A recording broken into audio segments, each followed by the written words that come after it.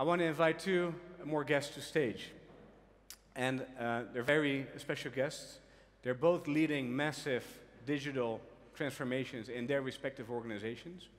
The organizations are very similar and very different at the same time.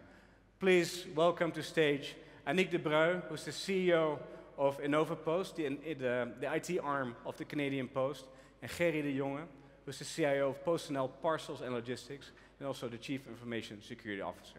Please.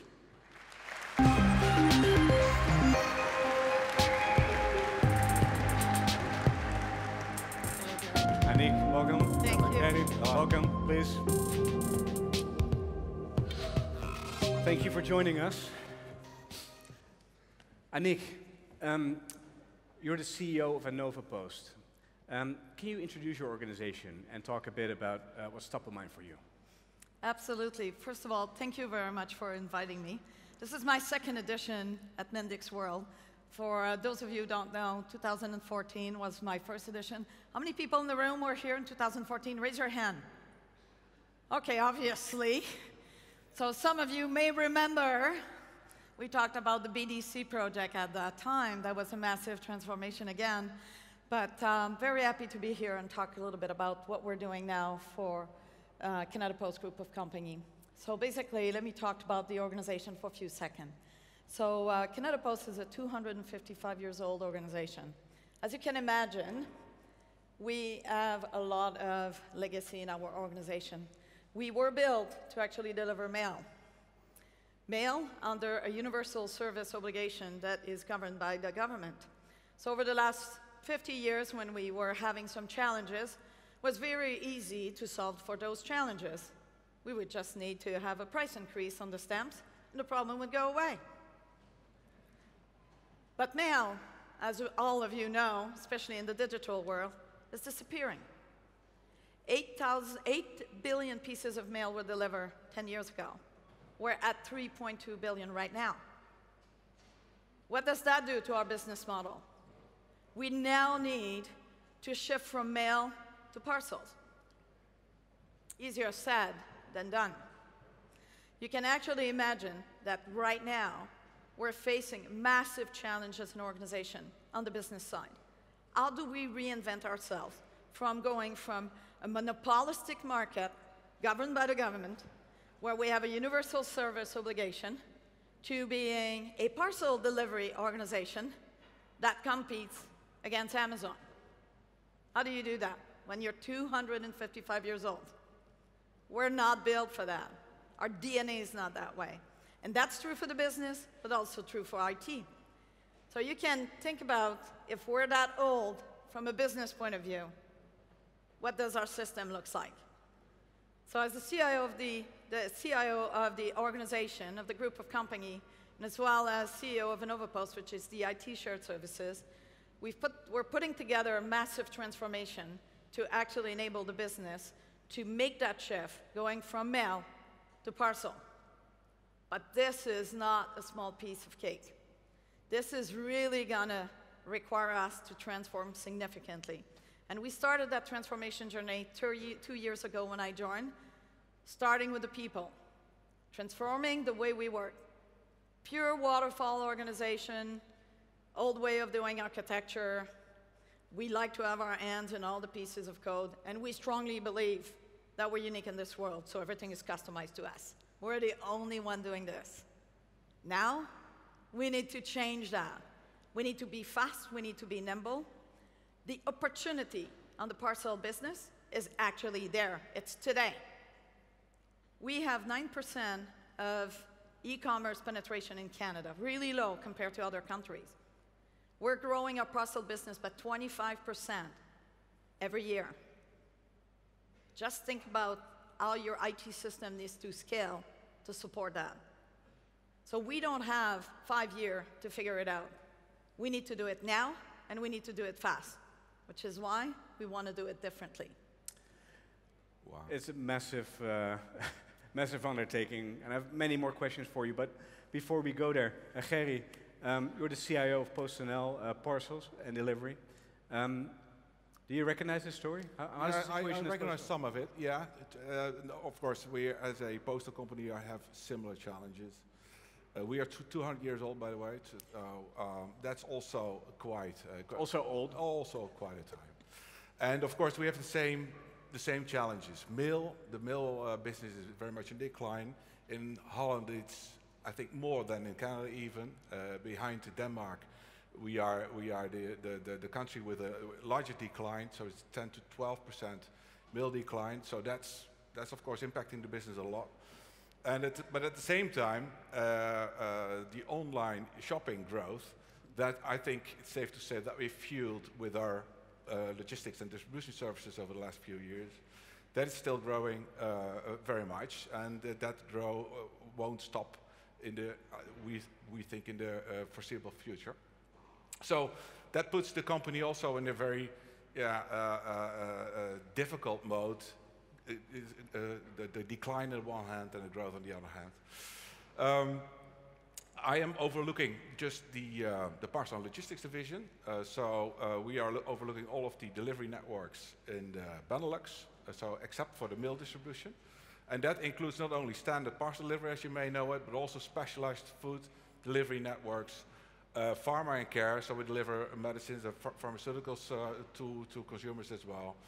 We have high-value goods distribution like diamonds and very expensive watches, but also police uniforms, that type of stuff.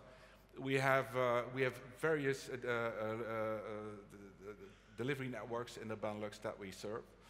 And well, just a few key facts. Last year we delivered around 250 million parcels, and that was 20% more than the year before. And a nice IT fact, I think, is that with every parcel, we register about 18 events per parcel that travel along with that parcel. And so if you do the math, you can figure out that we do more than 10 million transactions in a day. And in addition to that, we have an app where you can follow your parcel delivery and also reroute your parcel delivery. We have 4.5 million users in the Netherlands only of that app. So it's quite a massive environment, I think, focused on consumers that we are now trying to serve. So how does Mendix fit in your IT strategy? Well, I have to go back a little bit in time. When I entered this position 5 years ago, in the years before that, the parcel department, IT function had grown from 5 people to 50 people.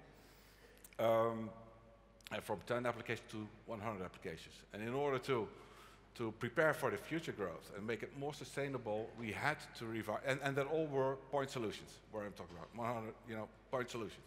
Because of the fast growth, we need to act fast, so that's then how you end up with, well, point solutions. And in order to prepare for the future growth, we had to revise our total logistics application landscape. And so we were looking how to approach that. And we first looked at standard solutions. Are there any standard solutions outside? And we figured very quickly that wasn't the case. So we need to build something for ourselves. At the same time, we already adopted the cloud, a full cloud strategy. So we were looking at parties and companies who could deliver from the cloud and also leverage the cloud and also the future development of that to the max. So, and since we didn't have a software engineering capability ourselves, Mendix was or low code was a logical option to look at. So that's how we ended up looking at Mendix, and we're now building well, the core of our logistics systems in the, well, based on Mendix. And we had some experience already in the past, in business support areas, workflows, and all that. We had good experience in, well, the stability and maintainability, but also in development speed. So when we talked to the team and we discovered together that we could leverage microservices architecture and so forth, the confidence was built, I think, across. So you re-platform with the very core of your supply chain systems on Mendix. Yeah. So that's where we're now. And we just launched the first, or just in July last year, the smart routing platform based on Mendix went live. And we're now, in next 6 to 12 months, the other high volume systems will go live as well. So far so good, but we're not there yet. So Anik, what are you doing? How does Mendix fit in your IT strategy? So I talked a little bit about the fact last year we started looking at how we transform the IT organization to actually do things differently. So one of the things we started by talking about, we need to start doing things in Agile. But doing it in Agile with old way of doing our development was not really making any sense. And when I looked at the portfolio of transformation initiative that we had to do, I started identifying, as part of that portfolio, potential core systems that are the heart of what we do that would be great potential for leveraging a local platform like Mendix. So I brought on my team, and we started exploring this journey, because this is not something we had any experience in. And to be honest, that was a bit shaky for my people to consider this. Like moving away from what we know so well. All of our architects have been having this layered architecture for many years. We've been having our hands on a keyboard. That's very comfortable. We know that. We know we can control it. But now trusting that we could bring a low-code platform that would help us accelerate our development was a little bit nerve-breaking for my team. So we started looking at this opportunity. And basically, one of our core development that is one of our most strategic investment we'll be making in the next 2 years is refactoring all of our addressing system. So that may sound a little bit like nothing for people in the crowd, but address when you're in the postal industry and you deliver stuff is kind of important. That's the heart of what we do. And that's it. Those systems are 20 years old, and they cannot support our ambition in terms of what we want to do for going into the parcel business. Because currently we have old, obsolete platform of address that are not GPS compliant, and there's no way I can plug on top of this dynamic routing capability that would give us the turn-by-turn that our delivery agent needs. So, and unfortunately for us, this is not something I can buy off the shelves. So as a CIO, I'm really strong on if it exists, let's buy it. But in this case, it's very custom for us. So we actually had a leap of faith and start working with the team, and last fall we actually start exploring that. In the spring we made the decision that Mendix was a very good fit to refactor this. So just to give you a sense, this is going to be a two-year-and-a-half program with more than $100 million investment. Really refactoring, it's at the heart of what we do, so it's in the middle of connecting with our backing system. And actually, when you announce the buyout with Siemens, like it all made sense for us because we're a big Siemens shop. All of our sorter and in the plants have the Siemens brain in it. So now we'll have the ability to just don't manage our application at the IT level, but bring the OT that is part of our organization all together. So as part of that program, it's a huge opportunity for us to really accelerate our transformation to Agile, to DevOps, and leverage a local platform to be faster, cheaper, and actually get to market so that we can leverage the parcel opportunity. That's pretty amazing, what you're both doing. And you're clearly leading massive business transformations in your organizations, which obviously is much more than just technology. There's a huge people aspect also. How did you deal with that? You mentioned this already a little bit. Gerrie, did your people accept a new way of working? Did you think differently about your people strategy and building this organization? Well, we're working, of course, constantly on that. But when we started also the big revisement of our logistic landscape, application landscape, at the same time we introduced Agile into the organization, and that is, and not only Agile, but of course on the ITE end, then also the DevOps practices really. But so we flipped our organization from a project-based approach to team-based, and we finalized a whole reorg that went with that 1 year ago. And of course, we're still in the phase of optimizing that. But it is crucial, I think, especially when working with low-code applications, where you can show very quickly result to your business and your customers, then you benefit a lot from the agile work method. And along with also your focus on CI/CD, the type of practices, I think that works very well. But that is crucial, I think, indeed, in the relationship with the business and trying to get them closer on IT developments and so forth, is to help them and to adopt agile together. And we're still in that process, and I think, yeah, so far so good again. So obviously you're in what we would say in a more mature stage when it comes to adopting technologies like this and best practices, and you have some experience already. Many people in the audience may just be starting their low-code journey. What advice would you have to your peers, potentially, that are considering low-code and are wondering, can this scale, how to think about this, where to start? What would you say? I would actually say that this is not just buying another tool. We may consider it this way: just do the contract, bring in the tool, give it to your team, it's going to work. Wrong. It's not going to work. Your people need help. This means working very differently, and we cannot underestimate the level of change management and hand-holding we need to do with the team to actually adopt a new way of working. In my case, I actually made the decision because I wanted to move the entire organization. I have 1,000 people, so we moved them from waterfall to agile, train everybody in 3 months in agile. Just training is not enough. They need to know how to now work in a different way.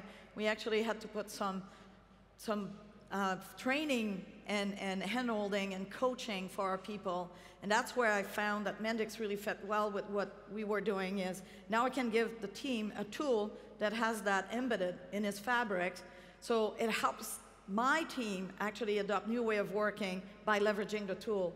But do not underestimate the effect that it has on your people. It has to be accompanied by change management. We actually have great experience with your team supporting us.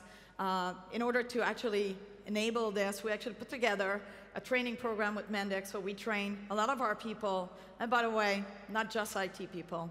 We actually train people that had barely no IT experience, and we had a fantastic results out of it. I actually have 2 ladies that are sitting up front here with me. Those ladies were not necessarily pure hardcore developer, but they had aspiration, and they knew how to fix business problem. So we trained them in Mendix. We put them on the big transformation program that we have, and they were qualified, our best Mendix developer, as part of that initiative. So I just want to salute the courage that it takes for those ladies to step up, train, and actually come and be makers, like you were saying. Very good.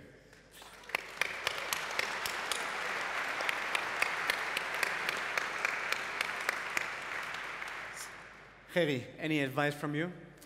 Well, I can very much relate to what you're saying. It's not just another tool, it's another way of working. And you have to help people with that. What helped in our case is that we already adopted a full cloud strategy, so the IT function already was used to not doing a lot themselves anymore. So that helped a lot in the acceptance also within the IT community.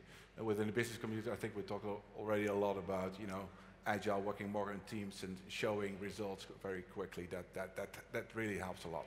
So if you try to do this in a traditional waterfall project-based type of way, no, that's not the way to go. And there are many more good reasons, I think, to switch to agile, so you should do that anyhow, I think. Yeah. So just start, but don't underestimate the impact on the organization, but also the positive impact of when you do these things from a business standpoint. Absolutely. Great. Well, thank you for sharing your story. I know it is a massive undertaking, and we're proud to partner with you in your journey. Thank you very much. Thank you very much. Thank you. So you've now heard it from me, you've heard it from our partner, and you've heard it from our customers. We're here together at Mendix World for the next 2 days. We have dozens of sessions. We have many more exciting announcements tomorrow in Johan's keynote, with plenty of hands-on demos where we'll show you some of the things I've talked about and many other things. I want to encourage you to spend the time you spend with us here talking to our community, talk to our partners, talk to our customers, and share experiences. But if there's one thing I hope you take away from this conference, is that you're inspired to go back and go make it. Thank you very much.